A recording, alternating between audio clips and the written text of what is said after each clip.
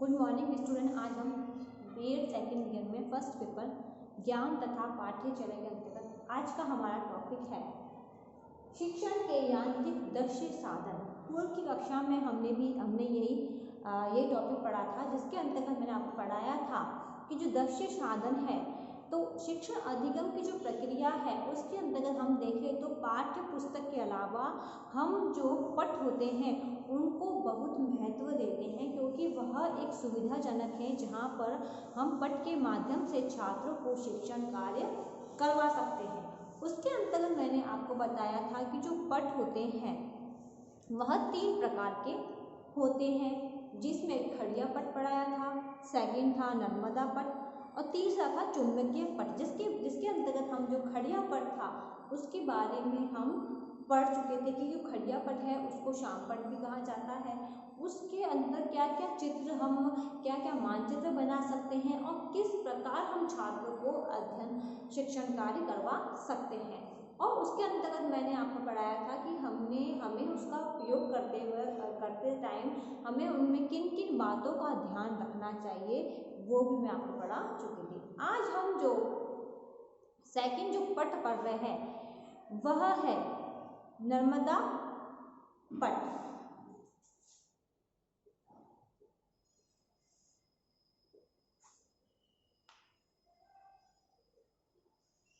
इसको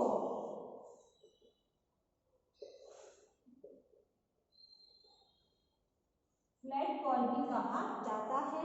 इसके अंतर्गत क्या होता है, एक खुदरा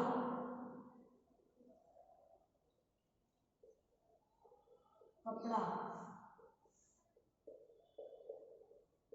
लगा हुआ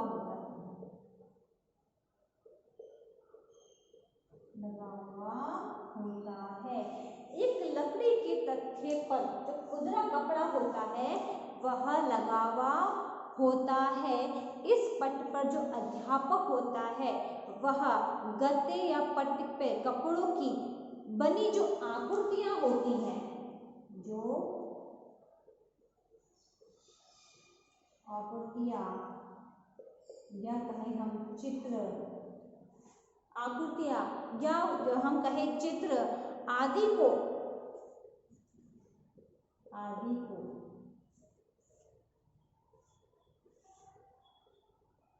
आसानी से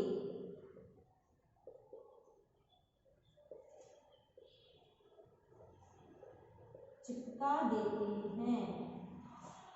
हम इस बोर्ड पे क्या करते हैं कि जो बनी हुई जो आकृतियां होती हैं, जो चित्र होते हैं, उसको इस बोर्ड पर चिपका देते हैं तथा उपयोग न आने पर हम इसको अट्ठा भी देते हैं।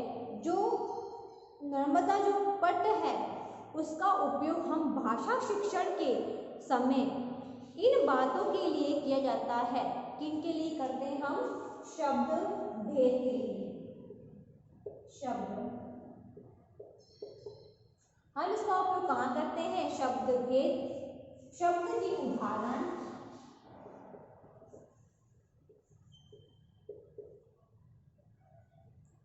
के लिए इस पठ का उपयोग किया जाता है। तो ये था नर्मदा पठ। अब हम जो सेकंड जो बोर्ड पढ़ रहे हैं वह है चुंबकीय बोर्ड।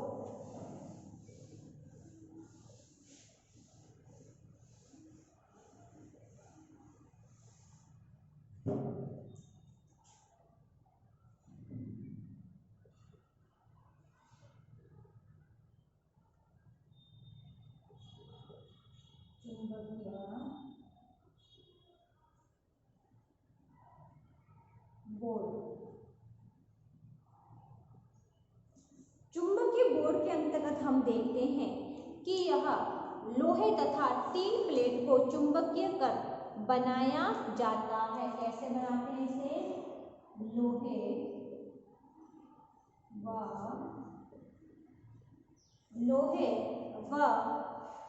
3 प्लेटें होती है उससे इसको बनाया जाता है, जिसे एक और रगड़कर खड़िया पट की तरह उपयोग किया जाता है। इसको भी हम क्या करते हैं, जो खड़िया पट है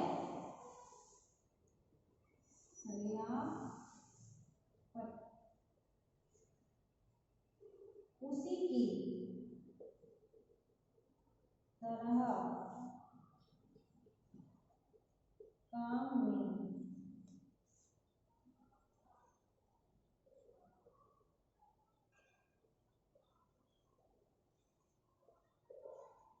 काम में लिया जाता है तथा आवश्यक पड़ने पर हम जो लोहा है, जो टीन है, या चुंबक की लगी जो पदार्थ है, वह चित्र, नमूने आदि को पट से लगाया जाता है। इन चित्रों इस पट पे हम क्या करते हैं, जो चित्र होते हैं उनको हम इस पे लगा, जो नमूने होते हैं उसको इस पट पे लगा देते हैं।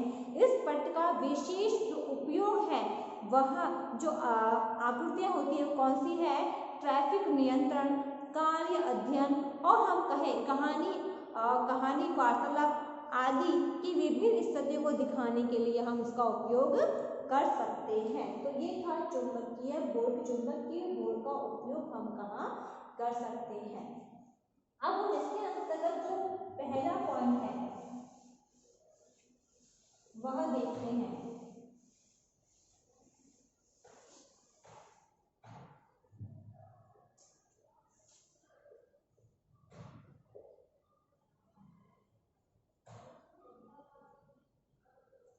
पहला जो पॉइंट है चित्र।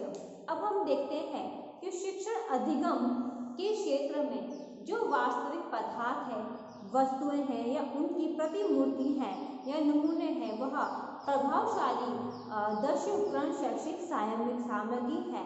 और हम देखते हैं जो चित्र है वह शिक्षण अधिगम में विशेष प्रभावकारी होते हैं। यह क्या होते हैं, विशेष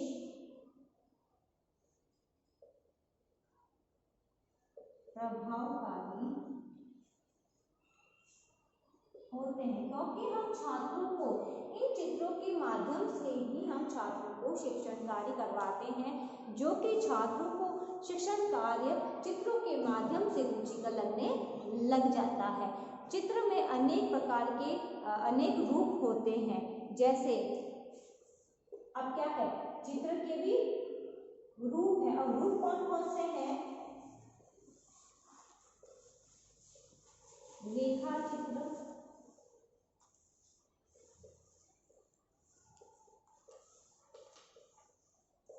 चित्र, छाया चित्र,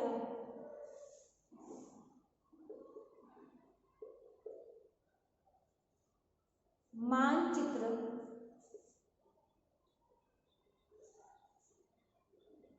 दीवार चित्र। क्योंकि चित्र को हम एक रूप में प्रदर्शित नहीं कर सकते हैं, इसके भी अनेक रूप होते हैं, जिसके अंतर्गत रेखा चित्र है, छाया चित्र है, मानचित्र है और दीवार चित्र। इसको अलग अलग जगह हम चित्रों का उपयोग कर सकते हैं और इनके माध्यम से छात्रों को हम कोई भी टॉपिक के बारे में अगर हमें बताना है तो हम इन चित्रों के माध्यम से छात्रों को जानकारी प्रदान कर सकते हैं। अब हम देखते हैं जो चित्र होते हैं वह सभी आयु विद्यार्थी के लिए क्या होते हैं, रोचक होते हैं। सभी आयु के बालक के लिए रोचक होते हैं, क्योंकि जो छात्र होते हैं, जो छोटे बालक होते हैं, उनको चित्र देख के वे बालक क्या होते हैं, खुश होते हैं। तो चित्र के माध्यम से अगर हम छात्रों को शिक्षण कार्य करवा रहे हैं तो वह छात्रों को रुचिपूर्ण लगता है। अब हम देखते हैं कि छात्रों को हम किस चीज के जो चित्र है वह बता सकते हैं। जैसे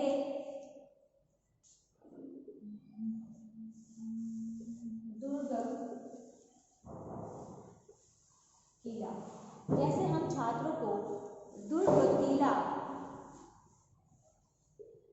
भवन, युद्ध,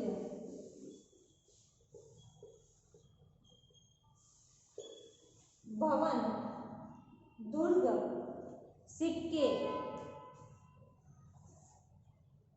आदि, इसके साथ हम छात्रों को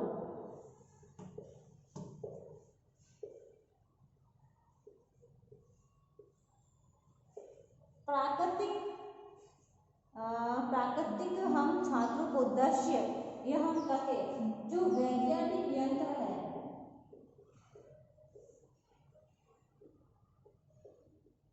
उसके बारे में भी हम छात्रों को चित्रों के माध्यम से हम जानकारी प्रदान कर सकते हैं। अब हम देखते हैं कि हम भाषा साहित्य में कैसे उपयोग करेंगे। तो हम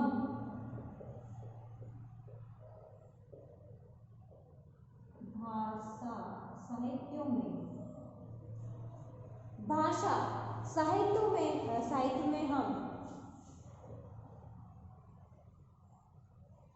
कहानी, इसके अंतर्गत कहानी,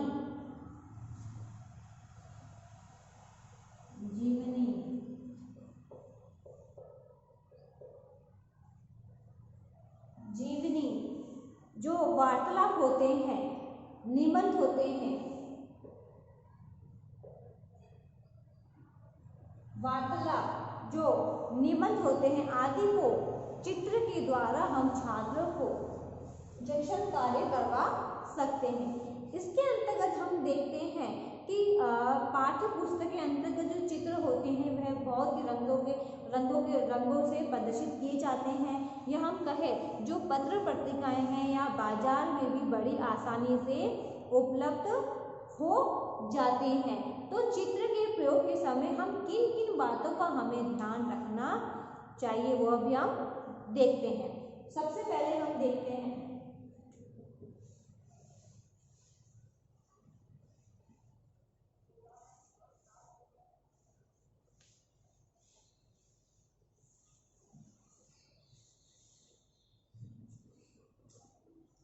अब इसमें हम पहला पॉइंट देखते हैं कि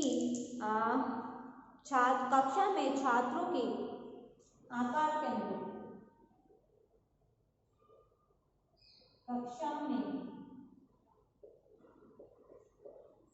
छात्रों के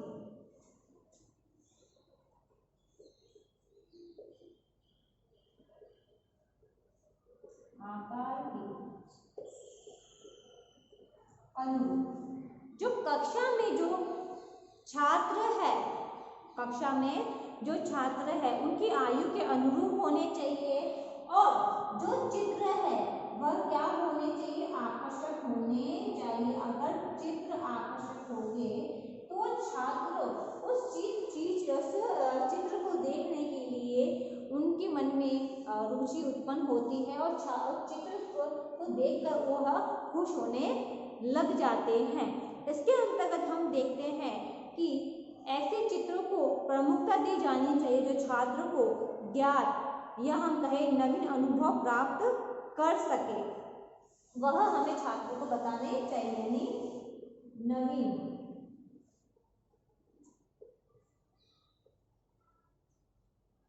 चीजें छात्रों को हमें बतानी चाहिए जिससे छात्र उसके बारे में जो जानकारी है वह प्राप्त कर सके।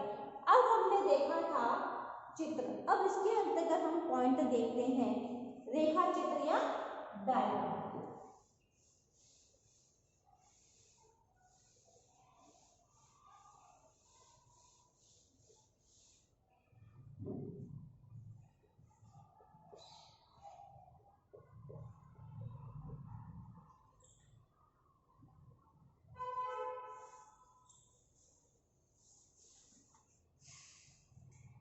रेखा चित्र या हम इसे कहते हैं डायग्राम। तो इसके अंतर्गत हम देखते हैं कि यह एक ऐसी शैक्षिक सामग्री है जो अच्छे अध्यापक के हाथ में सदैव बनी रहती है और किसी अन्य उपकरण के अभाव में अध्यापक खड़िया पट पर आसानी संबंधी वस्तुओं, घटनाओं आदि को रेखा चित्र को खींच सकता है। जो रेखा चित्र है वह एक अच्छे अध्यापक के हाथ में होनी चाहिए। किसके हाथ में होनी चाहिए? अच्छे अध्यापक के हाथ में होनी चाहिए, क्योंकि एक अध्यापक ही है जो छात्रों को डायग्राम के माध्यम से शिक्षण कार्य करवा सकता है।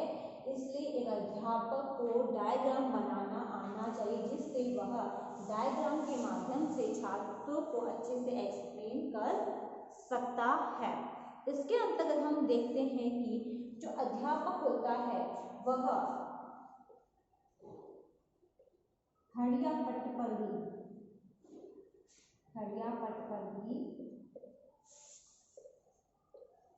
रेखा चित्र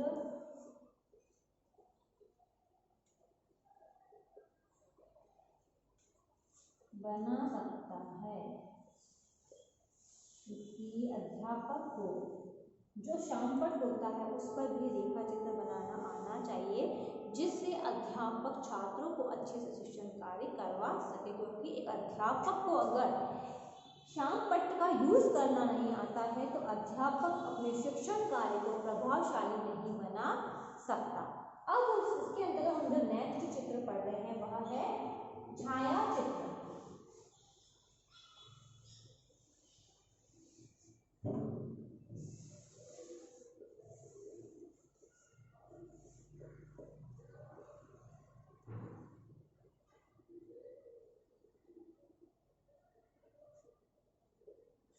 छाया चित्र। अब हम छाया चित्र के बारे में पढ़ते हैं कि रेखा चित्र की भांति जो छाया चित्र है वह भी अधिक प्रभावशाली होता है। छात्रों को छाया चित्र में प्रदर्शित विस्तृत या गहन वितरण आदि आकर्षित करते हैं, क्योंकि हम छात्रों को छाया चित्र के माध्यम से भी हम जानकारी प्रदान कर सकते हैं। हमें कोई भी जनसंख्या घनत्व बताना है तो हम छाया चित्र के माध्यम से छात्रों को बता सकते हैं। जहाँ पर जनसंख्या घनत्व कम है वहाँ हम कम छाया करके प्रदर्शित कर सकते हैं, और जहाँ पर जनसंख्या घनत्व ज़्यादा है तो वहाँ पर हम इस डार्क छाया चित्र के माध्यम से बता सकते हैं कि यहाँ पर जो घनत्व है वह अधिक पाया गया है।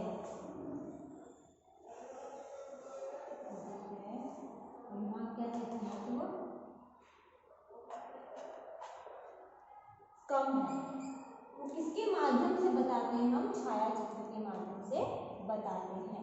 तो छाया चित्र का भी महत्व बहुत ही होता है जितना रेखा चित्र का होता है। दोनों चित्र अपना अपना महत्व रखते हैं। अब हम नेक्स्ट देखते हैं सारणी।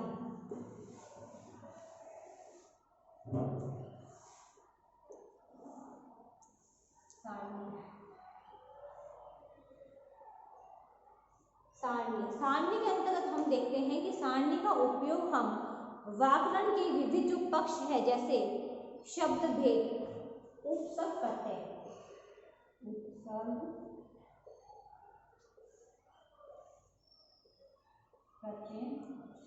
उपसर्ग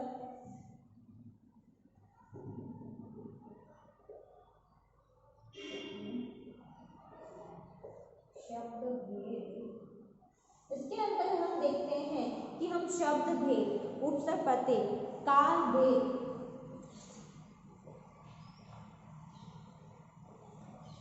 आदि को हम आसानी से सारणी के माध्यम से छात्रों के समक्ष प्रस्तुत कर सकते हैं। अब इसके अंतर्गत हम नेक्स्ट पॉइंट देखते हैं मानचित्र।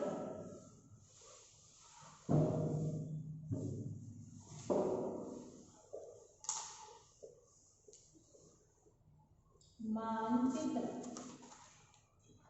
अब मानचित्र के अंतर्गत हम देखते हैं कि मानचित्र का उपयोग हम भाषा साहित्य पाठों में आए विभिन्न भौगोलिक ऐतिहासिक स्थानों के प्रदर्शन के लिए किया जाता है।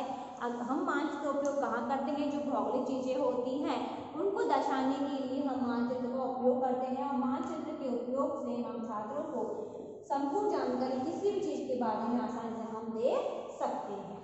अब इससे संबंधित आज का आपका गृह कार्य है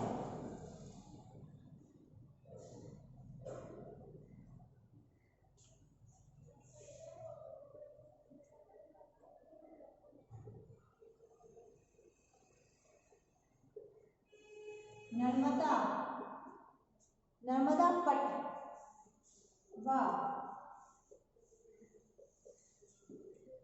चुंबकीय पट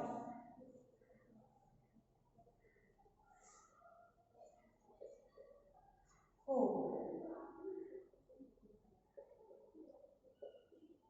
स्पष्ट कीजिए। नर्मदा पट और चुंबकीय पट को स्पष्ट कीजिए। ये क्वेश्चन आपको आपके नोटबुक में उतारना है। अंत में एक विशेष बात, जैसा कि आप सभी को पता है कि देश में कोरोना जैसी महामारी बहुत फैल रही है। इससे सुरक्षित रहने के लिए अपने मास्क लगाइए, हाथों को सैनिटाइजर करिए। यदि आप बाहर जाते हैं, किसी व्यक्ति के संपर्क में आते हैं तो कम से कम 6 फीट की दूरी बनाए रखिए, जिससे आप सुरक्षित रहोगे तो आपका घर भी सुरक्षित रहेगा। धन्यवाद।